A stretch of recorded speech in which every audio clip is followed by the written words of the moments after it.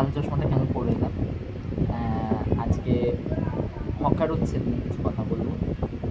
এই যে অনেকে অনেক রকমের মন্তব্য রাখছেন, বিরোধীরা অনেক রকমের কথা বলছেন, তাদের সবার সম্বন্ধে সবার প্রশ্নের কিছু কিছু উত্তর আমার মাথা থেকে যেন বেরিয়েছে। আমার মনে হয়েছে আমি যতটা রিসার্চ করে বের করতে পেরেছি, আমি যতটা জেনেছি, জেনে আমি কিছুটা স্টাডি করে এসেছি আজকে, করে আপনাদের কাছে কিছু কিছু বক্তব্য রাখার জন্য এসেছি, কিছু কথা বলার জন্য এসেছি যে কী কী প্রসেসিংয়ে উচ্ছেদটা হচ্ছে আর কেন উচ্ছেদটা হচ্ছে এবং এর পেছনে কারণগুলো কী কী আছে, বা এই উচ্ছেদ বন্ধ করতে গেলে বা এই উচ্ছেদটা হতো না কেন, মানে করাও যেত না, এই উচ্ছেদটা করতে পারতো না। কারণ স্টেশনে বা যেখানেই যান না কেন দেখবেন যে কিছু দোকান এখনও বসে আছে। সেরকম যদি হতো তাহলে সব দোকান উচ্ছেদ হতো। এখনও দেখবেন যে কিছু কিছু দোকান বসে আছে, তারা কিন্তু এখনও আছে। এবার তারা কী করে আছে সেটার উত্তর আজকে দেব। এবং এই কালো চশমাটা খোলার এখন সময় এসেছে। কালো চশমাটা খুলে আমি বলবো স্বচ্ছ চশমা পরুন এবং স্পষ্টভাবে দেখুন আইনত প্রসেসটা কী আছে, আইনের সাথে থাকুন, সংবিধানকে মেনে চলুন। কিছু কিছু মানুষ বলছে সংবিধানের হত্যা করা হচ্ছে। আমি তাদের উদ্দেশ্যে বলতে চাই, সংবিধান কি আগের এই 15 বছর হয়নি হত্যা করতে? মানুষকে পুলিশকে দলদাস বানিয়ে সেটাকে সংবিধান হত্যা করা বলে না?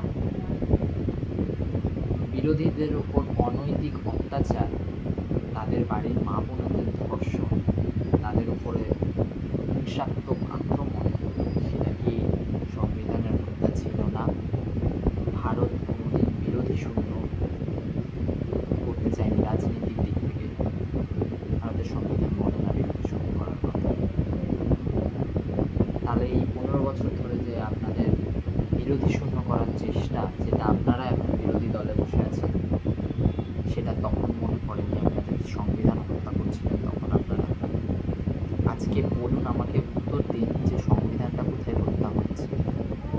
এই যে চেঁচাচ্ছেন সংবিধান হত্যা হচ্ছে, সংবিধান নিয়ে হাতে নিয়ে এইভাবে মুচকি মুচিয়ে চেল্লাচ্ছেন, ধর্নায় বসে পড়ছেন যেখানে পারছেন। ধর্নায় বসাটা ওনার স্বভাব, ওনার স্বভাব বসে পড়ছেন। তাহলে ওটা মানে কোন যুক্তিতে বসছেন আমাকে একটু বলুন।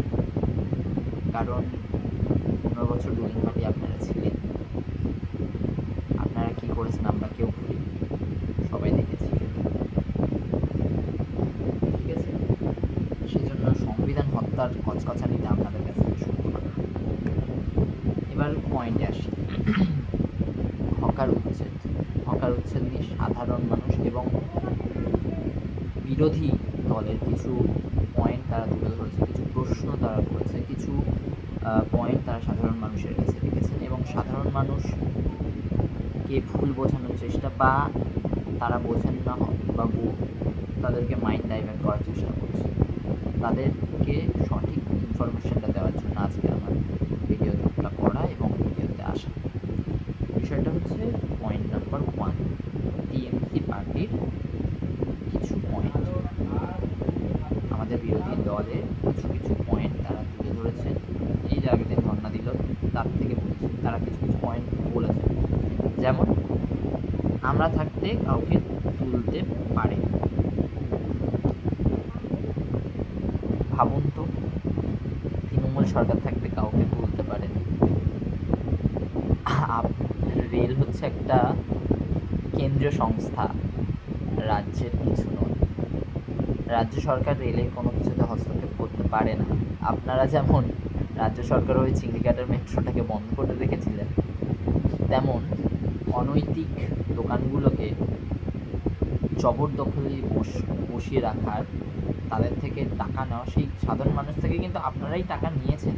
সেই গরিব মানুষগুলোকে ওই রেলের জায়গায় বসার জন্য আপনারা টাকা নিয়েছেন। রেল কর্তৃপক্ষ কোনো টাকা নেয়নি, সাধারণ লোকাল নেতারাই টাকা নিয়ে তাদেরকে জোর করে ওখানে বসতে দেওয়ার সুযোগ করে দিয়েছে।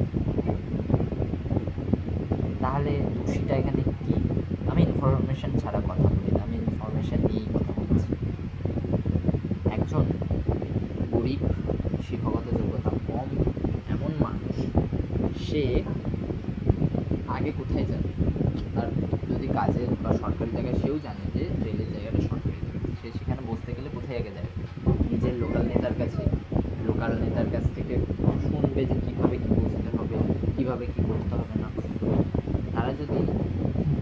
10,000, 20,000, 25,000 টাকার বিনিময়ে তাদেরকে অনৈতিকভাবে বেআইনিভাবে বসার সুযোগ করে দেয়, তাহলে পরবর্তীকালে রেল যখন নিজেদের আইনসম্মত কাজ করতে গিয়ে তাদের দোকানগুলো ভাঙবে, তাহলে সেখানে আপনারা বলতেই পারেন যে আমরা বসিয়েছিলাম, কিন্তু বেআইনিভাবে বসিয়েছিলাম, সেটাও স্বীকার করতে হবে, তাই না?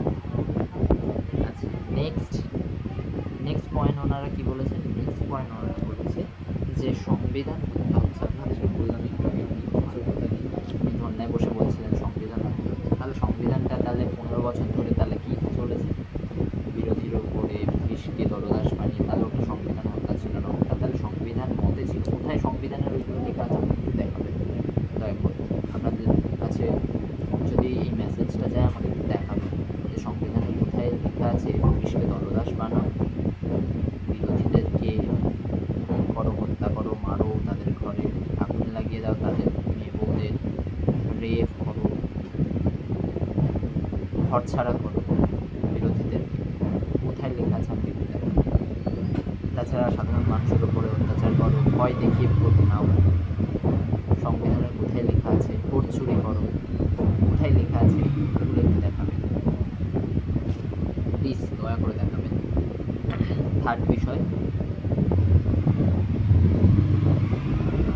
আমরা বুঝতে দিয়েছি টিএমসি বিরোধী দল যিনি আছেন তিনি বলছে যে রেলের জায়গার ওপরে অনৈতিকভাবে ওনারাই বসতে দিয়েছেন, তাই বলছে যে আমরাই বসতে দিয়েছিলাম, আমরা ছিলাম যখন 15 বছর আমরাই বসেছি।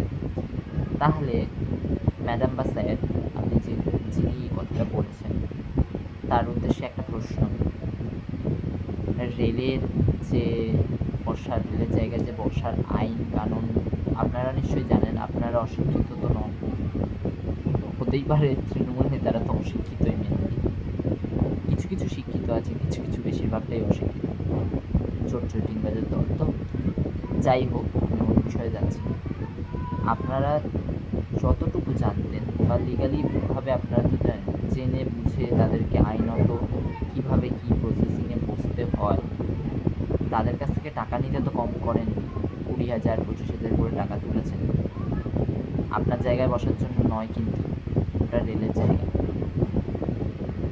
রেলের জায়গায় বসানোর জন্য আপনারা 25,000 করে টাকা তুলে নিলেন নিজেদের স্বার্থের জন্য এই সাধারণ গরিব মানুষগুলোর কাছ থেকে, এবং তুলে আপনারা কী করলেন? আপনারা করলেন যে রেলের জায়গাকে দখল করে সেখানে বসার সুযোগ করে দিলেন। তাহলে কেন করলেন এটা? আপনাদের উচিত ছিল না এটা করা, বেআইনিভাবে বসানো। তাদেরকে তাহলে আইনসম্মতভাবে বসাতে পারতেন, তাহলে আজকের আগে তাদের হতো না, তাদেরকে এইভাবে তাদের দোকানগুলো ভাঙচুর হতো না, তাদের পেটে ভাত মারা হতো না।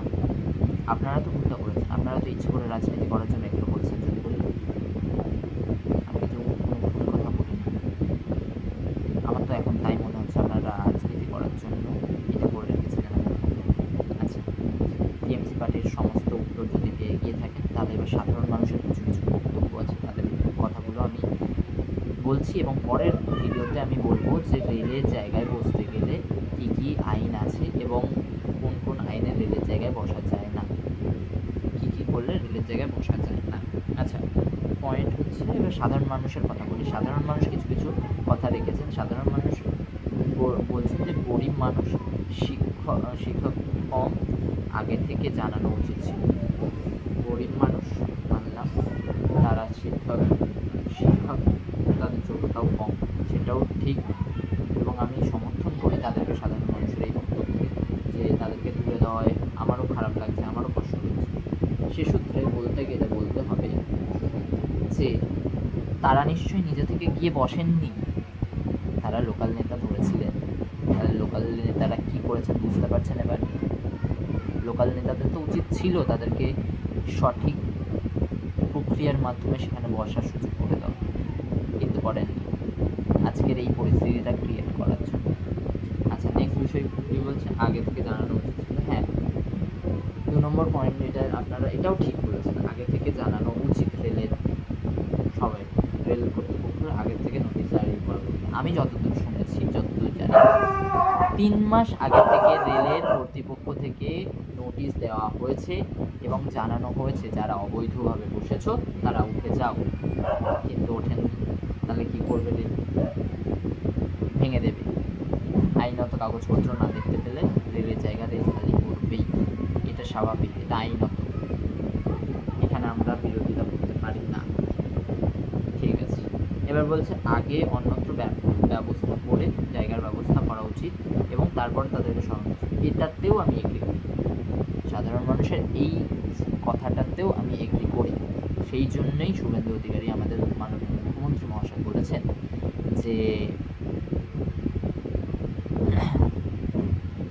এখন দয়া করে রেলের কাছে অনুরোধ করেছেন যে দয়া করে হকারদের উচ্ছেদ করবেন না, আমরা একটা ব্যবস্থা করি, আমরা একটা জায়গার ব্যবস্থা করছি, ব্যবস্থা করে তাদেরকে আমরা সেই জায়গা দেব, তখন আপনারা আপনাদের জায়গা খালি করুন। আমাদের মুখ্যমন্ত্রী ভেবে বলেছেন। এটা যেমন আপনারা কতটা কি খবর দেখেন জানি না, বাট মুখ্যমন্ত্রী জানিয়েছেন। আচ্ছা, এটা গেল। আমি তাহলে সবার মানে সব ধরনের মানুষের তো কিছু না কিছুভাবে আমার যতটুকু সম্ভব আমি যতটা মানে খবর নিয়েছি, যতটা স্টাডি করে যা মানে পেয়েছি সেখান থেকে আমি উত্তরগুলো দিলাম।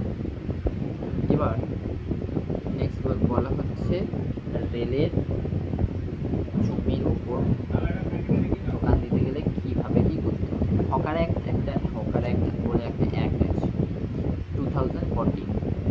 এই হকার অ্যাক্ট কিন্তু এই আইন রেল জমির জন্য প্রযোজ্য নয়, এই আইনটা রেলের জন্য প্রযোজ্য নয়। আপনারা যারা বলছেন 2014 হকার অ্যাক্ট অনুযায়ী হয়েছে সব কিছু, আমি বলবো এই অ্যাক্টটা রেলের জমির জন্য কোনোভাবে প্রযোজ্য নয়। ওই জন্য এই অ্যাক্টের বাহানা দিয়ে রেলের জমিকে দখল করা যায় না, ওখানে পরিষ্কারভাবে লেখা আছে। আচ্ছা, আমি বলে দিই যে রেলের জমিতে মানে উঠিয়ে দেওয়া হয় কেন, কী কী কারণে রেলের জমিকে বসতে দেওয়া হয় না, বা কোন কোন কারণে তাদেরকে উঠিয়ে দেওয়া সম্ভব। রেলের ওপরে রেলওয়ের জমিতে নিজের ইচ্ছে মতো দোকান বসানো আইনসঙ্গত নয়। রেলের জমিতে আপনি নিজের ইচ্ছে মতো হুট করে মনে হলো আজকে গিয়ে বসে পড়বো, এটা আইনসঙ্গত নয়। নেক্সট বিষয় হলো 2 নম্বর পয়েন্ট হচ্ছে এখানে ব্যবসা বা দোকান করতে গেলে রেল থেকে লাইসেন্স বা অনুমোদন প্রয়োজন। রেলের কর্তৃপক্ষ থেকে, রেলের যে অথরিটি আছে সেখান থেকে লাইসেন্স বা অনুমোদনপত্র নিয়ে এসে তারপর সেখানে বসতে হয় বা দোকান দিতে হয় বা স্টল তৈরি করতে হয়। 3 নম্বর পয়েন্ট হচ্ছে অনুমতি ছাড়া দোকান করলে তা অবৈধ দখল হিসেবে গণ্য করা হয় এবং আরপিএফ দ্বারা উচ্ছেদ করা হয়, যেটা এখন চলছে। বুঝতে পারলেন? এবং যদি আপনি রেলের জমিতে দোকান দিতে চান তাহলে কী কী করতে হবে সেটাও বলে দিচ্ছি, সেটাও শুনে নিন, মানে সেটাও পয়েন্ট আউট করে নিন। যদি কারোর কাছে লাগে, যদি কেউ চায় যে না আমি আবার দোকান দিতে চাই বা আমি আবার দখল আমি আমার দোকানটা পেতে চাই বা ওখানেই আমি দোকান দেব, তার জন্য কী কী করতে পারেন বলছে সংশ্লিষ্ট ডিভিশনাল রেলওয়ে ম্যানেজার বা ডিআরএম অফিসে যোগাযোগ করতে পারেন, সেখান থেকে তারা কি বলছে সেটা শুনতে পারেন, তাদের কাছ থেকে আপনার যা যা বক্তব্য আছে জানিয়ে তারা তাদের কোন আইনি পদ্ধতিতে কীভাবে কতজনকে সেই স্টেশনের ওপরে দোকান দিতে পারবে সেটা তাদের কতজনের মধ্যে অ্যালট করা আছে, অথরিটি কতজনকে সেই সুযোগ সুবিধাটা দিয়ে মানে কতজনের জন্য ওই এরিয়াটা প্রযোজ্য, সাধারণ মানুষের আসা যাওয়ার ট্রেন থেকে ওঠানামা করার বিষয় থাকে, এই জন্য কতজনের জন্য প্রযোজ্য সেইটা বিবেচনা করে তারা দেবে, তাদের সুযোগটা দেবে। এবং 2 নম্বর পয়েন্ট বলছে রেলের বাণিজ্য লাইসেন্স বা স্টল বরাদ্দ সংক্রান্ত তথ্য দিতে হবে। রেল থেকে একটা বাণিজ্যের লাইসেন্স দেওয়া হয় বা স্টল বরাদ্দ সংক্রান্ত একটা তথ্য বা লাইসেন্স যাই বলো কার্ড একটা দেওয়া হয়, সেই কার্ড অনুযায়ী আপনাদেরকে সুযোগ দেওয়া হয় রেলে বসার, সেইটা বানিয়ে আপনারা বুঝতেই পারেন, আপনারা দোকান দিতে পারেন এবং আপনাদের গরিব মানুষ আছে তাদের মানে আর্নিংটা সচ্ছল রাখতে পারেন। এই আইনত প্রসেসিংয়ে করুন। আমার মতে আইন তুলে নেবেন না, আইন মেনে চলুন। আইনতভাবে আপনারা যদি করেন তাহলে আপনাদের কোনোভাবেই